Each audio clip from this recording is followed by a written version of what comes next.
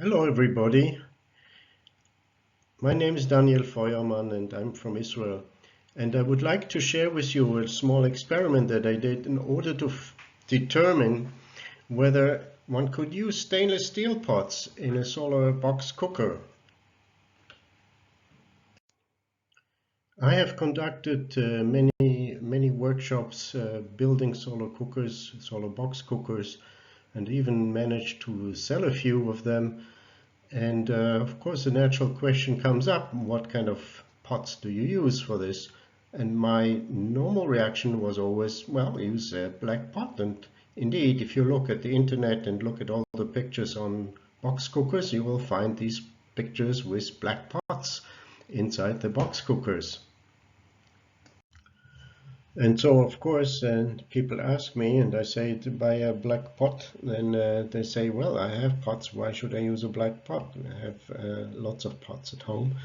And most of these pots are shiny. Not, of course, not all of them, but most of them are shiny stainless steel or aluminum pots. And so the question came up and say, maybe it isn't so bad to use a stainless steel pot. Let's try out and see what happens if you just use a stainless steel pot rather than a black one in your usual in your box cooker. And so I decided to check this out. How bad could it be if you use a stainless steel pot instead of black one?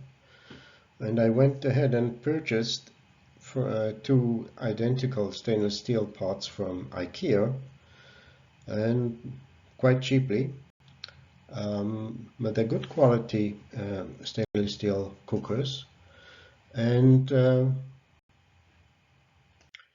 one of them I spray painted black with a high temperature resistant paint, and so could make some comparison tests. So in this first experiment, I used a large sun-taste solar oven in which I put these two pots, each with 1.5 liters of water, and put them into that box cooker. The glass lids, by the way, come with a little steam release hole, which is just perfect for inserting a thermocouple. So I run this test on a clear winter day with solar radiation ranging from 940 to 980 watts per square meter and ambient temperature around 20 degrees C.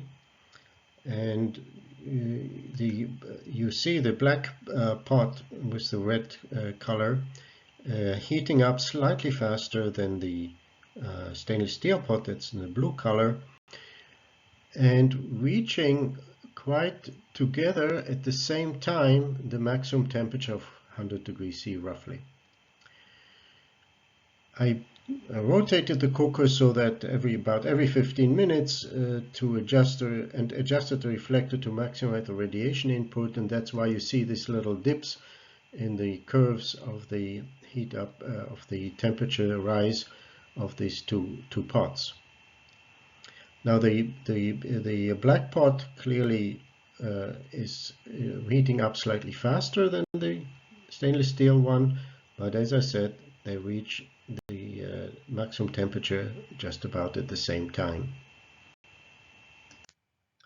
But then I said, what if the two pots are interfering with each other? One heats up faster and the other one less so. And the one who heats up faster may give some of the heat to the other one that is not so quickly heating up, and they kind of helping each other in some ways. And there may be some interference effect between those two pots. So I decided to use two individual solar cookers and two sun-taste solar cookers. These are the compact ones. And repeat the experiment with two independent solar cookers to see whether that might make a difference. So again, I monitored these two pots in these two individual cookers, rotated them every 15 minutes to maximize the solar radiation getting into the pot, and let's see what came out of it. The results are quite similar, but with some interesting small differences. First, we can observe that the black pot heated up a little bit faster than in the previous experiment compared to the stainless steel one. But in both cases, we'll find that they end up at the same maximum temperature at roughly at the same time. Now, what is more, we can observe is that when the experiment is finished by simply closing the lid of the two cookers and the two pots start to cool off inside that box, we can see that the stainless steel one is actually cooling off slower than the black one. I will give an explanation to this in a minute. Again, our observations are as follows. The two pots reach the maximum temperature at just about the same time.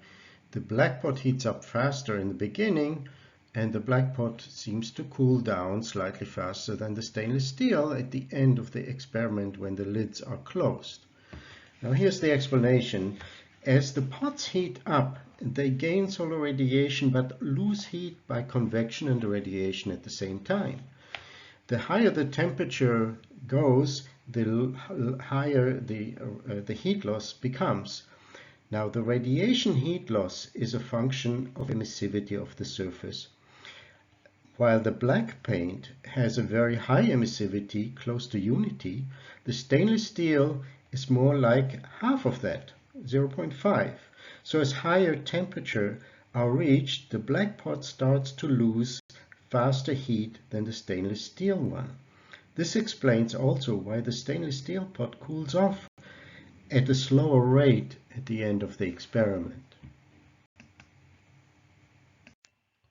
And just to remove any doubt that one may have about these pots were working in concentrating solar cookers like a parabola, as in this picture here, I did a quick experiment like that and put the two pots with 1 liter of water in two parabolic cookers. In this case, this is the Simplicity from France, and I'll show you the result in a second. The experiment was performed on a nice, clear summer day, and the results are as expected. The black pot heats up a lot faster than the stainless steel one, as expected. But interestingly, we can compare the slopes of these heat up rates, which is 0.65 in this case. And this means that the black pot, having a very high solar absorptivity, the stainless steel pot would have accordingly a much lower absorptivity. And so that's why obviously it will not heat up as much.